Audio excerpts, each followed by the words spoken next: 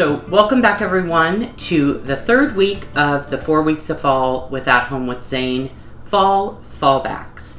So today I'm going to share with you a video that I created from 2016 where I shared with you a DIY on how to create some beautiful pumpkins using fabric tape. They were really simple to do, very inexpensive, and turned out extremely cute. Hi YouTube, it's Zane here from At Home with Zane, and right now it is officially fall. So for most of us, we are in the process of doing our fall decorating, and so in the midst of fall decorating comes pumpkins. And most often you have, your traditional orange and possibly cream colored pumpkins.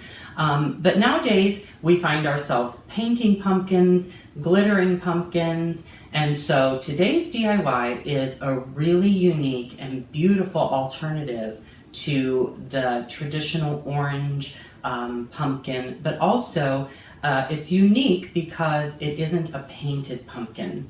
What I'm going to show you today is how to create these beautiful fabric pumpkins. By doing that, I've started a little pumpkin here. For the sake of the video, I want to try to make it go as quickly as possible, so I've kind of semi-started one here, but ultimately we're going to be using fabric tape. And so I know that there is washi tape and fabric tape and all sorts of different tapes out there right now.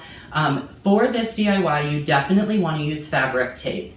And I found mine at Michael's, and it's from the Recollections collection.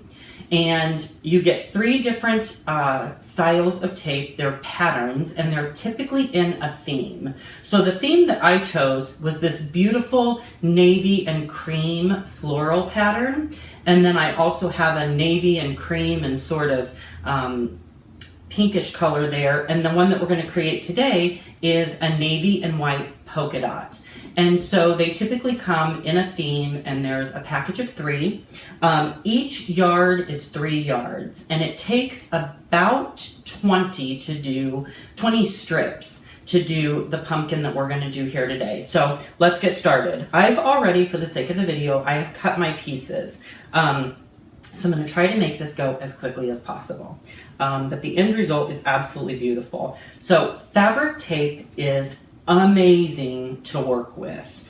It is extremely flexible. It smooths out very well.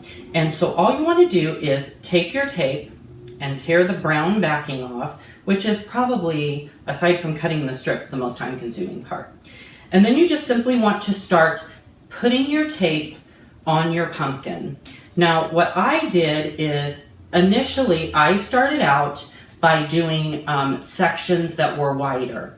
But as you can see, as we're going around the pumpkin, I'm just filling in what is left and just smoothing it out as I go. Now, the nice thing about this fabric tape is that it smooths out very well. So if you find that you have a little wrinkle or a blemish, don't worry about it. It's going to smooth right out. You want to make sure once you've cut your first piece that you use that as a guide for the rest of your pieces. It's going to help you determine exactly what size you're going to need for all your strips of fabric tape. And so something else that you want to definitely be sure of, and I know that, we often want to be sparing, but I like it to cover the whole bottom. So don't cut yourself short when you're creating your strips. Definitely measure it to the bottom of the pumpkin because inevitably you're going to have that guest that picks it up, and they'll see that you left out a big section of your pumpkin, and you don't want to be known for that. So we're just going to move along here, and when it's done, you'll see a beautiful finished product. And they're really pretty to display because they are so unique. They're really very different than the traditional style of the oranges and the browns and the greens, but they're also unique because they're not glittered or painted. In this particular case, I did use white pumpkins that I had painted white, and then I decided you know what, I'm going to actually try and do something more unique with these because I have a special place that I want to display them. And so I racked my brain and came up with the idea of, initially I thought I could possibly paint them. And then I had a wake-up call and remembered that I am not an artist, and that if I tried even painting stripes on these pumpkins, you would not even want to see what they look like when they were done, YouTube. They would look like a disastrous craft project. And so in an effort to avoid having to paint or create some sort of a design, I then started racking my brain. And washi tape was my first go-to, and that did not work out very well because washi tape is very wrinkly. When you're putting it on your pumpkin and you're trying to smooth it out, it just creates tons of lumps and bumps, and it is just not very forgiving. It is wonderful for a lot of projects, but this particular one, not so much. You also want to try to find a pumpkin that it has a relatively smooth texture. I know some pumpkins have like sort of a rough surface. You don't want to work with a pumpkin that has any sort of bumps because although this tape is forgiving and it really is very flexible, it also would be difficult to try to get it to adhere probably to, you know, a textured surface. But as you can see, as I'm going along here, it's just going right on, and I'm just applying the strips as I go. Look at that. That looks so beautiful. We're not even done yet. I only have about 3 more sections, I promise, and it's going to be totally worth it when it's done.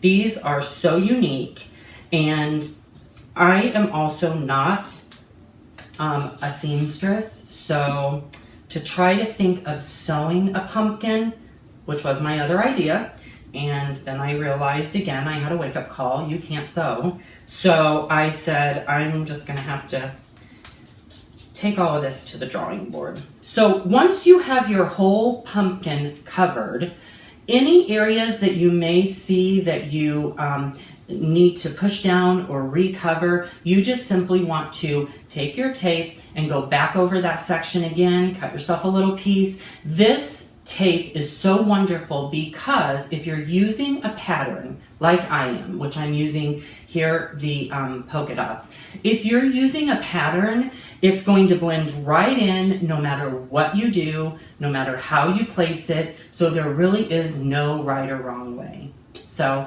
I hope you've enjoyed this DIY. Subscribe to my YouTube channel, leave your comments below. You can visit my website, www.AtHomeWithZane.com. We'll look for you the next time, and remember, it's your home. Create a space you'll truly love. So I hope you all enjoyed this video, this throwback of my fall 2016 DIY. Hopefully this is a DIY that you'll try yourself. Stay tuned for one last week of the 4 weeks of fall with At Home with Zane Fall Fallbacks. If you haven't done so, subscribe to my channel. Visit my video description for links to all my social media sites, my Instagram, my Pinterest, my Facebook. The online At Home with Zane store is on there. Be sure and check that out as well. Thank you all so much for watching, and we'll look for you the next time.